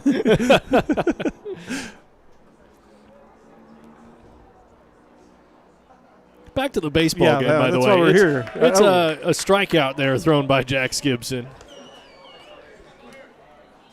And that is going to bring up Chance Hafen. Here's Chance again. He's got a chance. No matter what he does, he's got a chance. He is a chance.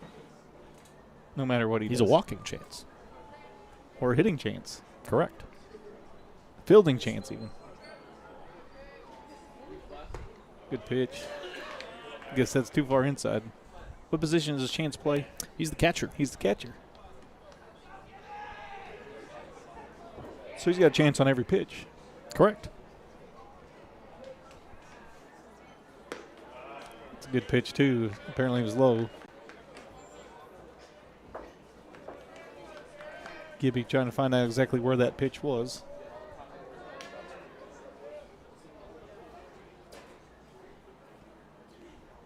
Swing and a miss. Good pitch thrown by Gibson there. If you're interested in seeing baseball, the JV team will be playing immediately following this game. Going in reverse order. Correct. Ooh. Pitch had a good shape to it. Just didn't make it all the way back over the plate. Yeah. Gibby displaying his frustration with the he thought was a rather well-located pitch.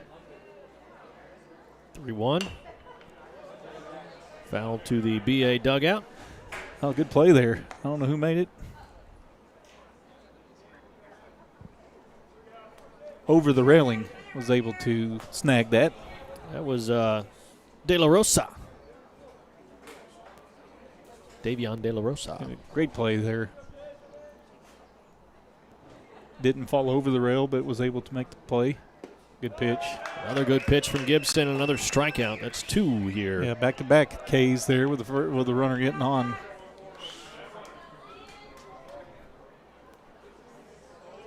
Third baseman, number 14, Lance So this Arbona. is Lance Arbona now for the Ponca City Wildcats. Ponca City's outs are dwindling, which they can keep this game alive.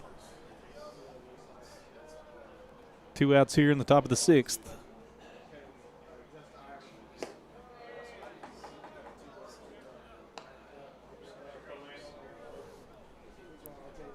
Still 5-2 here between the Tigers and the Wildcats. Ponca City last year went 13-23. Broken Arrow finished the 2025 season at 20-18. Was interested to go back. Made the state tournament. Correct. I was interested to go back and see where they were at last year at this point of the season. On April 7th, what was the record? It was 11-9 for the Tigers. So 12-4. They're on a much better track as of right now. You go back to 2024 even, they were 13-8 at this point. 2023 was a good start to the season. They were 17-4 on April 7th.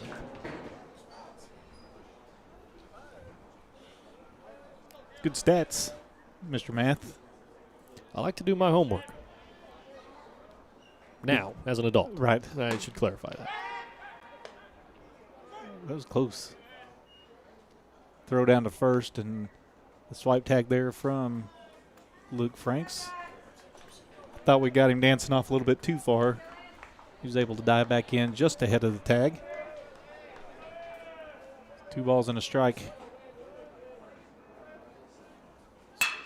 This one goes to the shortstop. J-Lo deflects it to Devine, and 2 runners on now. Tough ball for Lopez to handle. Yeah, that ball hit squarely. The DH, number 13, Blake Orozco. This is Blake Orozco now coming out for Ponca City, designated hitter. You brought up that last year's team made the state tournament, and I was interested to find out the Jinx game on March 31st where the Tigers were shut out was one of just 3 games in the last calendar year when Broken Arrow's been shut out.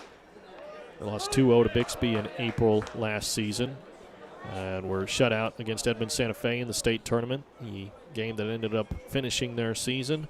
Of course, Edmond Santa Fe went on to win the state championship, and Tigers faced a really tough pitcher in Savion Sims, a guy who is now ranked number 51 on the prospects list for the major leagues.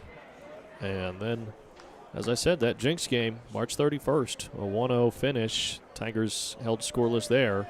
First time this season they were shut out. And Gibson gets a 3rd strikeout In a row. And the Tigers close out the inning, holding on to their 3-run lead. We go to the bottom of the 6th here in just a few moments, live on ArrowVision. Oh, I got my order wrong. This is me, Jessica. And this is Jessica? not my coffee. And my friend said, oh, wait, Quick Trip. And she said, you don't have to tell me your name. Please, serve yourself.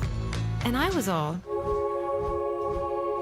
oh, then this happened. Yeah, someone stole my drink. That's how I learned Quick Trip has lattes on tap. And I will never have to tell a barista my name again. Quick Trip, raise your coffee bar.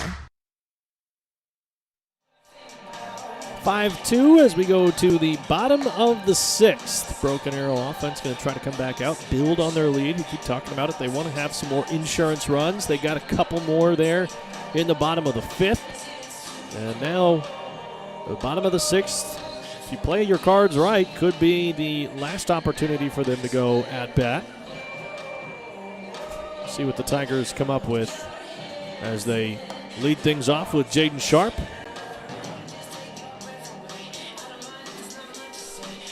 Tigers will go 8, 9, and 1 in the order here. That was a while back for you, and you probably don't remember what order you batted in your lineup. I don't. I really don't. I wish I had more answers about my baseball career for you. Yeah, I'm intrigued Leading off for the Tigers. because we're playing baseball, and I figured that'd be a good subject to discuss. Well, I played for the Broken Arrow Jets. That was my team name. The Jets. Yeah. Like Benny and the Jets? Without the Benny and Okay. We still live with the Jets. But played for them. We had some pretty nice uniforms, I thought. They were white with some red pinstripes. Had navy blue pants. We were red, white, and blue. I enjoyed my time playing baseball. I think I told you before I made an executive decision to quit playing because I was getting hit in the head in coach pitch. Right. And the next grade level was kid pitch. And I was not about to let some 5th grader overhand throw it at me when I was getting hit by coaches underhand throwing it at me. On purpose, throwing at you.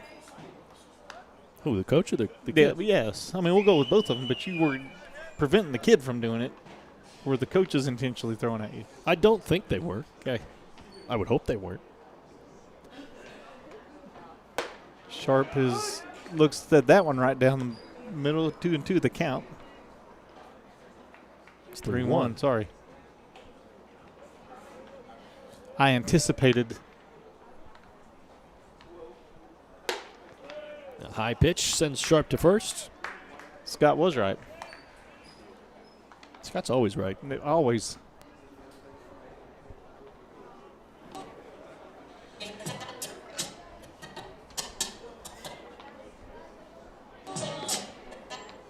Next up, the catcher, number 3, Cannon Bedford. Ken Bedford coming up to the plate for the Tigers. Should clarify, Scott's our public address announcer here. Correct. But he's also our DJ and our Scoreboard operator. He's also occasionally our fun foods in the press box guy. He's also, if you know his golden pipes, you've heard a volleyball match or two because he also is the PA for our volleyball team. Sharp trying to steal second. He's got it. A great effort by the shortstop to reel that one in because that had a chance of soaring out into center field.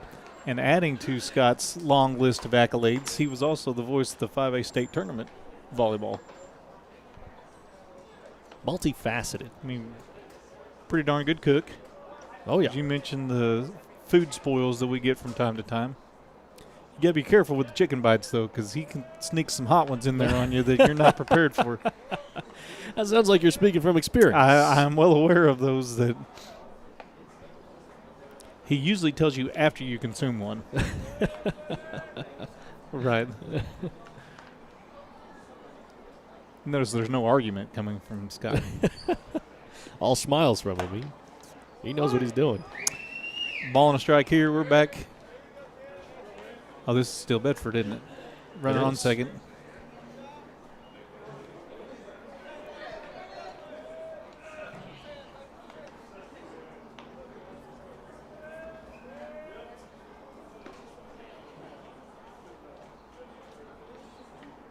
Cloud checks second base.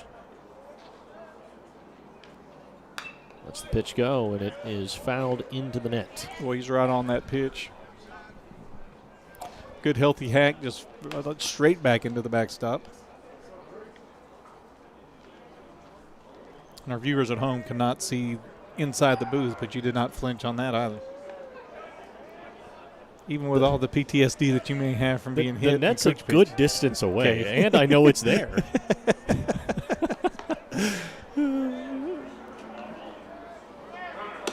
High pitch goes over the head of Cannon Bedford. Jaden Sharp slides into third, and that was awfully close to being ugly. The slide or the throw or... Well, it looked to my angle like the throw was just about to hit Jaden Sharp in the neck. Right. But it did not. The infield comes in from Ponca City to try to keep this deficit at 3 runs. Other pitch way inside, and Bedford may have felt the wind on that one. Now, I've got a philosophy that a catcher should be your best hitter. I think we talked about this in softball. It should be your best hitter because they see the pitches with regularity and they know the strike zone, or they should know the strike zone. 3-2. Pitch goes way outside, and Bedford has no trouble reading that one. Makes me out to be like I know what I'm talking about. It's Jasper Reed coming up to bat, but Coach Dobson pulling the guys together for a moment. And maybe a pitching change. They are scurrying about down in the bullpen for Ponca City, and the slow walk out to the mound. Head coach for Ponca City is Grant Middlebrooks. Made the signal to the bullpen, wants the righty, I think. That's all I can give you right now. I can't give you a number. I mentioned earlier, that's straight into the sun from the press box is the opponent bullpen. So it's tough to see what movement we have out there. Maybe he didn't make the change. Just a word of encouragement. Try to reset Ace McLeod.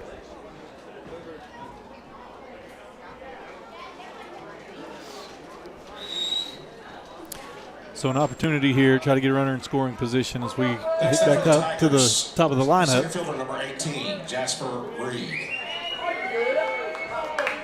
had a courtesy runner over at first. Did you mention that? I did not. The courtesy runner is number 9. Reed sends that one straight up in the air. That one may be headed for my car. I don't know if it had the legs for it or not. That's Connor Keach at first base. Connor was taken off on the pitch. again, trying to get in scoring position, and you talk about it, trying to add to this 3-run advantage that Broken Arrow is enjoying right now. No outs here in the bottom of the 6th.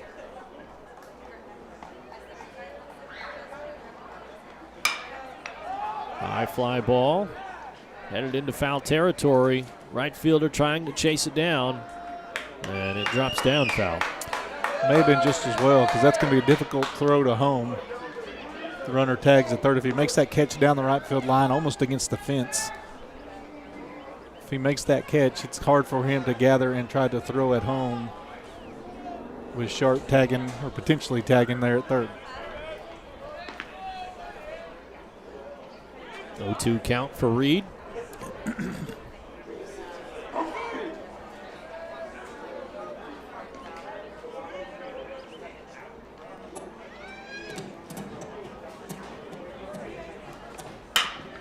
Reed sends it to the shortstop. Sharp stays home.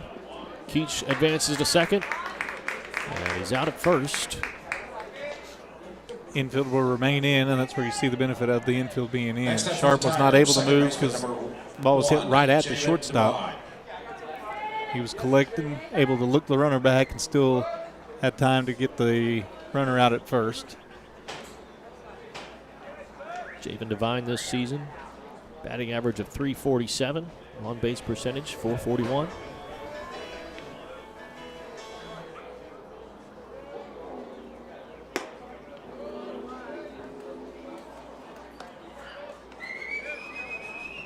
He's got 17 hits this year. He's tied for the most coming into this ball game. Luke Franks. Luke Franks is tied with him. And he's next up in the order. Devine dips down to scoop that one up. It's headed to left field. And it's caught by the left fielder. Sharp thought about it, but he stays home. Just not deep enough. Sharp was there tagging up, and as you mentioned, was thinking about it. But no further than that ball was out. It really limited or hampered his opportunity to try to scurry on home. Luke Franks. Luke Franks with another opportunity here with the runners in scoring position to try to add more runs to this lead.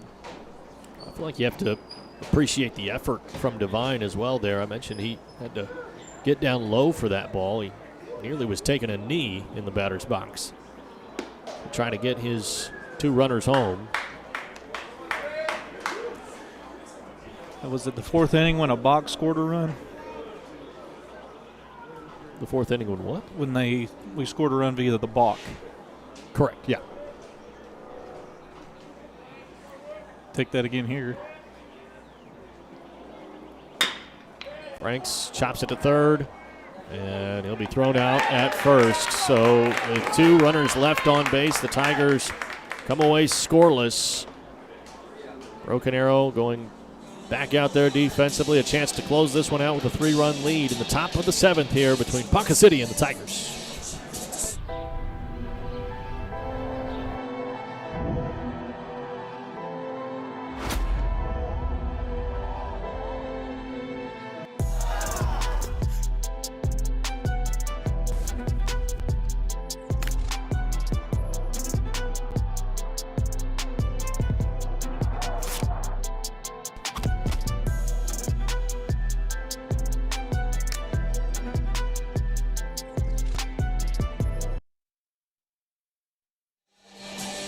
Welcome back to Tiger Park. Top of the 7th, Broken Arrow and Ponca City in a district battle. Jax Gibson stepped into this matchup about an inning ago. He has 19 innings pitched coming into this matchup. He's allowed 11 hits, 7 runs, 3 earned runs, 6 walks on the season. Now Jacob Lopez on the mound, so a change again for Coach Dobson, Ross Ashley, and the rest of the Tiger staff. Jacob Lopez has been at shortstop, so they move Javen Devine there now. And that results in a change at second base, which brings in 24. Number 24 for the Tigers.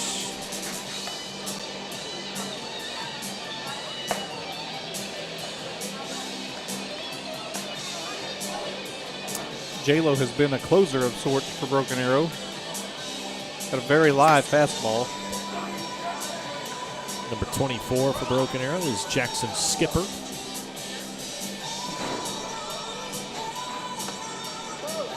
Skipper at second, Divine at short. Lopez now pitching. Lopez this season, 5.1 innings pitched. And he has allowed 4 hits, 3 runs, 2 earned runs, given up 5 walks. Monasterio has moved over to left. Was it Keach who came in? He's over in right. So a lot of movement around this Tiger defense. So Jack Gardner is no longer in the outfield. Leading off for the Wildcats, center fielder number 6, Logan Ross. Logan Ross steps up to the plate. He had a great hit earlier that dropped down in right field. And this one goes right at Divine. Squats down and makes the catch. 1 pitch, 1 out. Third of the way to what they call the immaculate inning. You know what that is? I've pieced it together already. The immaculate inning? Yeah. Number 2, Callan Covey. Are you going to tell me? Well, you pieced it together. Well, I want to see if I'm right. Well, I don't want to tell you because if I'm wrong, then you're going to make fun of me. Basically, what I was doing was I was setting you up for failure because I was going to say I was right either way. Yeah, I mean, that's why I was asking you. I didn't just jump into it. But the definition of the immaculate inning is 3 outs and 3 pitches. That's what my guess actually was. Of course you're going to tell me that. We don't have to worry about it because he threw the ball there. This is Kalen Covey at the plate. Ponca City goes back to the top of the order. That's got a little vigor with that fastball, a little pace on it, if you will. Lopez, with the height and the length that he has, Coach Dobson had talked about in the offseason that they wanted to get him more comfortable pitching because it's very likely they may look at him as a pitcher at the next level. Don't often see 6'5" shortstops. You know, we were talking to Coach Dobson, one of our tournaments here, I believe, and talked about the most intimidating pitcher he faced, and he mentioned a guy by the name of Randy Johnson. Do you remember him? I do remember him. Very tall left-hander. It's in the Hall of Fame. Hard to forget him. Killed a bird with a pitch. That's part of the reason it's hard to forget him. One of the many reasons. You want to talk about advantage? Played with the Mariners and the D-backs, but an advantage when you can release it 20 foot from home plate as opposed to 60. 1-2 pitch is a ball. I say that to say Lopez has got that leverage with the height and maybe not quite the Randy Johnson leverage, but great pitch there. Looks like a lot of leverage. That's 2 outs there for the Tigers. 1 away from ending this ballgame. He just said, I'll throw a lot of heat right here. Hit it if you can. Shortstop number This 3, is Juan Chavez, the shortstop for Ponca City, trying to keep this ball game alive. 2 outs, correct? Correct. The immaculate inning is gone. That is 1 strike in 1 pitch, though, in this at-bat. There's 2 strikes. Lopez now just 1 away. Thanks for working with me on that one.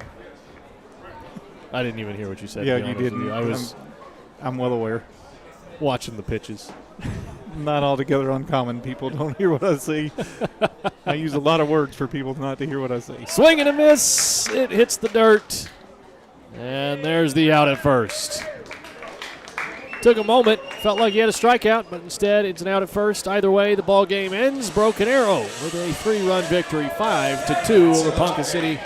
They sweep the district matchup with the Wildcats, and they move to 13-4 on the season with a 6-1 district record. Dr. Smith, your post-game thoughts? Efficient game. It slowed down there for a little bit. It was moving along at a really quick pace, and Broken Arrow did enough. Had enough pitching, obviously, to limit the bats of Ponca City. and did what they needed to do. They got the win. They got the district win. Now it sets up to an important last 3 weeks in district play for Broken Arrow. And this one was not a runaway by any means. It was 2 runs early for the Tigers. Then both teams went scoreless for 2 innings.